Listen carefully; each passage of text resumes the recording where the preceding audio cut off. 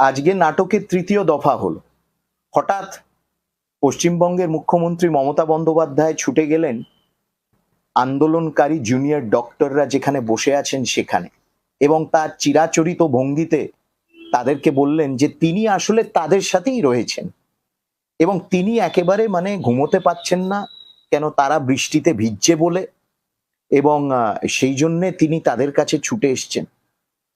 কিন্তু পরিষ্কার কথা, এবং কিছু কথা আমার বলার আছে, এই আজকে ওই তৃতীয় দফা নাটকটা দেখে কিছু কথা মাথায় এলো। তার যদি প্রায় 14-15 দিন ধরে ঘুম হচ্ছে না, তিনি কালকে সারা রাত ঘুমোতে পারেননি, কেন তিনি ভেবেছেন যে ওরা জুনিয়র ডাক্তাররা বৃষ্টিতে ভিজেছে, এই ভেবে ভেবেই তিনি ঘুমোতে পারেননি। তা সেদিনকে মেনে নিলেই পারতেন। লাইভ স্ট্রিমিং এর ওদের যে দাবিটা, লাইভ স্ট্রিমিং এর যে দাবিটা এবং 5 দফা যে দাবি বারে বারে জুনিয়র ডাক্তাররা করছেন, সেই দাবি তিনি মেনে নিলেই পারতেন। তাহলে ওনারও ঘুম হতো এবং জুনিয়র ডাক্তাররা যে 5 দফা দাবি বারবার তার সম্মুখে রেখেছেন, সেই দাবিগুলো কতটা ন্যায্য সারা রাজ্যের মানুষ বুঝতে পারছে, এবং মানুষ চায় যে সেই দাবিগুলো যাতে কান পেতে সেই দাবিগুলো তিনি মেনে নেন। মেনে নিলেই পারতেন। হঠাৎ করে আজকে এসে সেই নাটক করার, আবার তৃতীয় দফা নাটক করার কোনো দরকার ছিল না। আসলে কি জানেন, এই যে দীর্ঘকাল বিরোধী রাজনীতিতে থেকে থেকেই আন্দোলন ধর্ণা এসব করে করে এখন তিনি আবার দীর্ঘকাল করতে পারছেন না বলে হয়তো খুব একটা মানে ছটপট করছেন। ছটপটানি থেকেই কিন্তু হয়তো সেদিন তিনি আজকে ছুটে গেলেন জুনিয়র ডাক্তারদের কাছে। চিন্তা নেই, খুব তাড়াতাড়ি, আর বেশি দেরি নেই, বাংলার মানুষ তাকে আবার বিরোধী আসনেই বসাবে, এটা পরিষ্কার বোঝা যাচ্ছে। এবং আমাদের দাবি, এবং আমি যেটা বহু মানুষ, সাধারণ মানুষ এর দাবি, যে তিনি এইসব নাটক ছেড়ে স্বাস্থ্যমন্ত্রী হিসেবে জুনিয়র ডাক্তারদের যে দাবিগুলো রয়েছে সেগুলো তিনি খুব সিরিয়াসলি খতিয়ে দেখে তার উপর ইমিডিয়েট সেগুলোকে যাতে তিনি ইমপ্লিমেন্ট করেন। এটা রাজ্যের মানুষের দাবি, আমাদের দাবি, সাধারণ মানুষের দাবি, সবার দাবি। সেগুলোকে তিনি বাইপাস করার জন্যে মাঝে মাঝেই নাটকীয় ভঙ্গি বা নাটক বা একটা স্ক্রিপ্টেড একটি গল্প থেকে তিনি বারে বারে কথাবার্তা বলছেন। এবার আসি যে তিনি ধর্ণামঞ্চে দাঁড়িয়ে বললেন, দাবি জানালেন যে সিবিআই যেন তদন্তটা তাড়াতাড়ি করে আর নির্যাতিতা যেন বিচার পায়। আমাদেরও ঠিক সেই দাবি, রাজ্যের সাধারণ মানুষেরও সেই দাবি, এবং আন্দোলনরত জুনিয়র ডাক্তাররা, ডাক্তার ফ্রেটার্নিটি, তাদেরও এই দাবি, সারা দেশের মানুষের এই দাবি যে বিচার পাক এবং সিবিআই তদন্ত তাড়াতাড়ি যাতে দ্রুত গতিতে হয় এবং এই জঘন্য অপরাধে যারা দায়ী তারা যাতে শাস্তি পাক।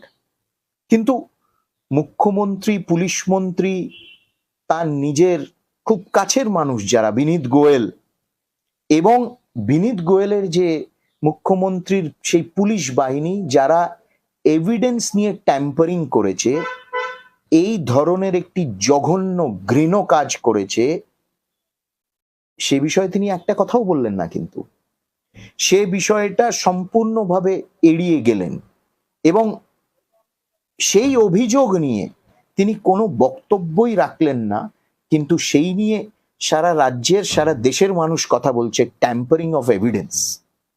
তারপর আপনারা দেখুন যে এই স্বাস্থ্যমন্ত্রী, মুখ্যমন্ত্রীর স্বাস্থ্য দপ্তর ইনভেস্টিগেশন চলাকালীন যে অপরাধের জায়গাটা সংস্কার করতে হবে, সেই যে একটি চিঠি তারা ইস্যু করলো, এবং সেটা হঠাৎ করে রাতারাতি উপলব্ধি হলো তাদের, এবং রাতারাতি সেই ইনস্ট্রাকশন দেওয়া হলো, সেই নিয়ে তো একটি কথা বললেন না, একটা শব্দ তিনি সেই নিয়ে কিন্তু উচ্চারণ করলেন না। এবং সেটা তো পরিষ্কার, মানে হঠাৎ 10ই অগস্ট 9ই অগস্ট ইনস্ট্রাকশন যাচ্ছে সেই জায়গাটাকে যাতে সংস্কার করা হোক।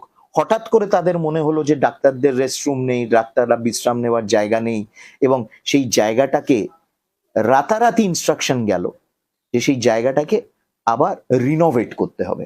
অর্থাৎ খুব সুপরিকল্পিতভাবে কিন্তু জিনিসটা, সেই নিয়ে তিনি আজকে আন্দোলনকারী জুনিয়র ডাক্তারদের সেই মঞ্চে গিয়ে একটা কথাও বললেন না। কেন? তিনি নিশ্চয়ই খুব ঘনিষ্ঠ, খুব কাছের মানুষদের বাঁচানোর চেষ্টা করছে, এটা তো পরিষ্কার হয়ে যাচ্ছে। অ্যাকচুয়ালি তিনি নিজেই ভয় পেয়েছেন, মুখ্যমন্ত্রী নিজেই ভয় পেয়েছেন। কেন? জুনিয়র ডাক্তারদের বিরুদ্ধে যদি রায় দেয় বা রায় যায়, তাহলে শুধু জুনিয়র ডাক্তার না, সারা রাজ্যের ডাক্তার কিন্তু তারা অলরেডি একটি আন্দোলন মুখর হয়েছে, তারা আরো বেশি করে কিন্তু আন্দোলনে নামবেন, এটা তিনি নিজে বুঝতে পারছেন। অন্যদিকে আমি একটা কথা আপনাদের বলি, আমি কালকে ওই কথাটা বলেছি, আপনারা ভেবে দেখবেন যে স্বাস্থ্য ভবন, স্বাস্থ্য দপ্তর তো শুধু কলকাতা কেন্দ্রিক যে হাসপাতালগুলো রয়েছে সেই হাসপাতালগুলোর দায়িত্ব তো শুধু না, সারা রাজ্যের স্বাস্থ্য পরিকাঠামো, সারা রাজ্যে যে হাসপাতালগুলো রয়েছে, এই প্রাথমিক স্বাস্থ্য কেন্দ্রগুলো রয়েছে, সবটাই কিন্তু আলটিমেটলি স্বাস্থ্য দপ্তর, স্বাস্থ্য ভবনের দায়িত্ব। আমরা জানি যে প্রায় 35% স্বাস্থ্য দপ্তরে, স্বাস্থ্য ব্যবস্থাতে 35% শূন্য পদ এখনো রয়েছে, এবং এই মুখ্যমন্ত্রী স্বাস্থ্যমন্ত্রী গত 12 বছর ধরে রয়েছে, কিন্তু তিনি ক্ষমতায় রয়েছেন গত 12 বছর ধরে, এবং তিনি অনেক বদল করবেন, রিফর্ম আনবেন, চেঞ্জ আনবেন, পরিবর্তন আনবেন, এইসব ভুজুং দিয়ে ক্ষমতায় এসছিলেন। এখনো 35% post are unfilled in the health infrastructure, in the health department. তারপরে আপনারা বুঝতেই পারছেন যে কি অবস্থা। এবং শুধুমাত্র কেবলমাত্র 25টা না 26টা মেডিকেল কলেজ সারা রাজ্যে রয়েছে, এবং এমনই অবস্থা যে কলকাতার বাইরে থাকা মানুষ তারা যে বেঁচে আছে, এটাই হচ্ছে মানে শুধু ভাগ্যের জোরে কিন্তু বেঁচে আছে বলা যেতে পারে। আপনারা জানেন যে কলকাতা বাইরে বেশ কিছু জেলাতে কার্ডিয়াক সার্জন, নিউরো সার্জন পাওয়া যায় না, এবং স্বাস্থ্য পরিকাঠামো ইজ একেবারে কঙ্কালসার, স্কেলিটাল একেবারে। এই যে আপনারা আন্দোলনকারী জুনিয়র ডাক্তারদের কথা শুনলেও বুঝবেন, তারাও বলছেন, ডাক্তাররাও বলছেন, যারা বিচক্ষণ নিরপেক্ষ তারাও বলছে। আমি একাধিকবার অনেক বছর ধরেই কথা বলছি, এই যে সুপার স্পেশালিটি যেগুলো হাসপাতাল তিনি বানাচ্ছেন, এগুলো তিনি ক্রোনিজম করছেন, মেডিকেল ক্রোনিজম। তার ক্রোনিদেরকে জুগারজান্তি করে দিচ্ছেন তিনি। এবং আপনারা দেখেছেন ওই যে অবৈধ কারবার, বিভিন্ন স্তরে যে অবৈধ কারবার মেডিকেল, এই তার স্বাস্থ্য দপ্তরে চলে, এই মরদেহ নিয়ে কারবার, ওয়েস্ট ম্যানেজমেন্ট, বায়ো ওয়েস্ট নিয়ে যে কালোবাজারি চলে, এই সব মোটামুটি প্রায় 200 কোটি টাকার অবৈধ কারবার স্বাস্থ্য দপ্তরে চলে। এবং এই হলো কলকাতার বাইরে স্বাস্থ্য পরিকাঠামোর এই অবস্থা। এবং এবার বলুন যে ডাক্তারদের পোস্টিং কারা করে, কারা ঠিক করে? স্বাস্থ্য ভবন করে। এবং তাদের মনেই হয়নি যে প্রান্তিক স্তরে, প্রান্তিক জেলার মানুষের যদি ধরুন কেউ হৃদরোগে আক্রান্ত হলো বা তার স্নায়ুর সমস্যা হচ্ছে, কোথায় যাবে? নিউরোসার্জন নেই, হার্ট সার্জন নেই, হার্ট স্পেশালিস্ট পাওয়া যায় না, তাদেরকে সবাইকে ওখান থেকে ছুটে ছুটে কলকাতায় আসতে হবে। এবং ওই যে 100 কিলোমিটার ধরে অ্যাম্বুলেন্সে করে তাদের কলকাতা আসতে হচ্ছে, স্বাভাবিকভাবে অনেকের না বাঁচারই কথা, তারা বেঁচে উঠতে পারে না, আস্তে আস্তেই কলকাতায় রেফার টু হয়, এসে শেষ হয়ে যায়। তো এটা স্বাস্থ্য ভবনের দায়িত্ব। এবং স্বাস্থ্য ভবন কি ভাবে যে শুধু কলকাতার স্বাস্থ্য ভবন না, তারা সারা রাজ্যের স্বাস্থ্য ভবন? তারা কি সারা রাজ্যের স্বাস্থ্য ভবন না? এবং মুখ্যমন্ত্রীও জানেন যে রাজ্যের চিকিৎসা পরিকাঠামোর অভাবে প্রিয়জনদের যারা হারায়, এই সংখ্যাটা কত বেশি তিনি জানেন।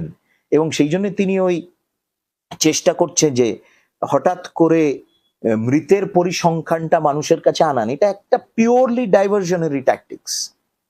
তিনি অ্যাসেম্বলিতে হোয়াইট পেপার ইস্যু করুন যে গত 12 বছরে স্বাস্থ্য পরিকাঠামো তার নেতৃত্বে, তার দপ্তর, যে দপ্তরের তিনি মন্ত্রী, আগে কি ছিল এখন কি হয়েছে, তাহলেই মানুষ বুঝবে যে কলকাতার বাইরে। এবং এই যে সুপার স্পেশালিটি নামের যে হাসপাতালগুলো, এগুলো একেবারে কঙ্কালসার হাসপাতাল, কমপ্লিটলি হলো।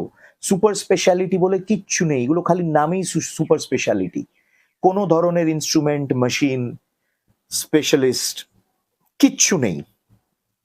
এগুলো সুপার স্পেশালিটি এই কারণে আখ্যা দেওয়া হয়েছে যাতে এই যে বিভিন্ন চক্র, বিভিন্ন সরকারি হাসপাতালে যে চক্রগুলো বিচরণ করে, যে চক্রগুলো সক্রিয়, সেই চক্রগুলোকে পাইয়ে দেওয়ার যে একটি সিস্টেম চলছে, সেই সিস্টেম যাতে চলতে পারে, আরো ফুলে ফেঁপে উঠতে পারে, তার জন্যে সুপার স্পেশালিটি নাম দিয়েছেন হাসপাতালগুলোকে। সেই জন্য এই কথাটা আমাদের খুব মনে রাখতে হবে। তিনি 35% তিনি শূন্যপদ তিনি ফিল আপ করতে পারলেন না, কেন? এই জবাবটা তো উনি দিচ্ছেন না। গেলেন যখন, এই কথা তো তিনি বলছেন না। তিনি গেলেন, অন্যদের কথা শুনলেন না, ওদের কথা শুনলেন না, গেলেন, নিজে বললেন, চলে এলেন। এবং সবাই বোঝে, এবং সবাই জানে, সব জানে, মানুষ বোঝে। এবং এই যে একটা উনি চেষ্টা করছেন না যে ডাক্তার বনাম গরিব মানুষ, যে ন্যারেটিভটা, এই ন্যারেটিভটা কিন্তু মুখ থুবড়ে পড়ে যাচ্ছে, মানুষ বুঝেছে বলে। তিনি ডাইভার্সন করার চেষ্টা করছে, ডাইভার্ট করার চেষ্টা করছেন। মানুষ বোঝে স্বাস্থ্য পরিকাঠামো এতটাই ভাঙা, স্বাস্থ্য পরিকাঠামো এতটাই শিথিল যে সাধারণ কোর্সেই মানুষ, পশ্চিমবঙ্গের মানুষ চিকিৎসা না পেয়ে মারা যাচ্ছে। এবং এই স্বাস্থ্য পরিকাঠামোকে ঠিক করার দায়িত্ব একমাত্র স্বাস্থ্যমন্ত্রীর ছিল। তিনি গায়ে হাওয়া লাগিয়ে বেরিয়েছেন। ওই ডক্টর সন্দীপ ঘোষের মতন ডাক্তারদের বার্থডের চিঠি পাঠিয়েছেন, জন্মদিনের চিঠি পাঠিয়েছে, গ্রিটিং পাঠিয়েছে, যে সন্দীপ ঘোষ যাতে জীবনে যা চান, যেটা করতে চান, তিনি যাতে সেটা করতে পারেন। আপনারা চিঠিটা দেখেছেন। এবং আমি ঠিক জানি না যে বড়লোক কাদের উনি বলছেন। এবং ওই আন্দোলনের পাশে যারা থাকছেন, আপনারা দেখেছেন, খাবার, জল, চা যারা দিচ্ছেন, তাদের আমি যথার্থ বড়লোক মনে করি। কেন? তারাই তো সাধারণ মানুষ, একেবারে প্রান্তিক স্তরের মানুষ, সাধারণ মানুষ। তারা এসে কিন্তু আন্দোলনরত ডাক্তারদের পাশে দাঁড়িয়েছে, তাদেরকে চা, জল, খাবার, জল, সব ধরনের সব সরবরাহ করছেন। যদিও তাদের সবার ব্যাংক অ্যাকাউন্টের মিলিত পরিমাণ, মানে যদি এরা যারা মানে সাপোর্ট করছে, যারা সাপোর্ট বলতে সাধারণ মানুষ দাঁড়িয়ে ডাক্তারদের যাতে কষ্ট না হয়, তাদের মিলিত ব্যাংক অ্যাকাউন্টও যদি আপনারা একত্রিত করেন, তাহলে মুখ্যমন্ত্রী আপনার দলের এক পঞ্চায়েত স্তরের নেতারও ব্যাংক অ্যাকাউন্টকে টেক্কা দিতে পারবে না। পঞ্চায়েত স্তরের নেতার, আপনার দলের পঞ্চায়েত স্তরের নেতারও ব্যাংক অ্যাকাউন্টে যা আপনি ঠুসে ঠুসে সে ভরেছে, এবং আপনাকে জানিয়ে সে ভরেছে, সেটার কোনো কম্প্যারিজন নেই। সেই জন্য বড় লোক উনি কাকে বলছেন, কাদের বলছেন? কিন্তু ওরা ওই আন্দোলনের পাশে দাঁড়িয়ে, সাধারণ মানুষ, একেবারে সাধারণ মানুষ আন্দোলনের পাশে দাঁড়িয়ে জানান দিয়েছে, এবং আপনাকে চোখে আঙ্গুল দিয়ে দেখিয়ে দিয়েছে যে তারা কিন্তু আপনার দ্বিচারিতা, স্বৈরাচারী মনোভাব, অসহিষ্ণুতা, দাম্ভিকতা কিন্তু তারা আর মানতে চায় না। তারা জাস্টিস চায়, তারা ন্যায় চায়, তারা বিচার চায়। সেই জন্য এই 3 দফা, তৃতীয় দফার নাটকের পর এবার দেখা যাক উনি আবার কোন অ্যাক্ট এবং কোন সিন তিনি এনাক্ট করেন।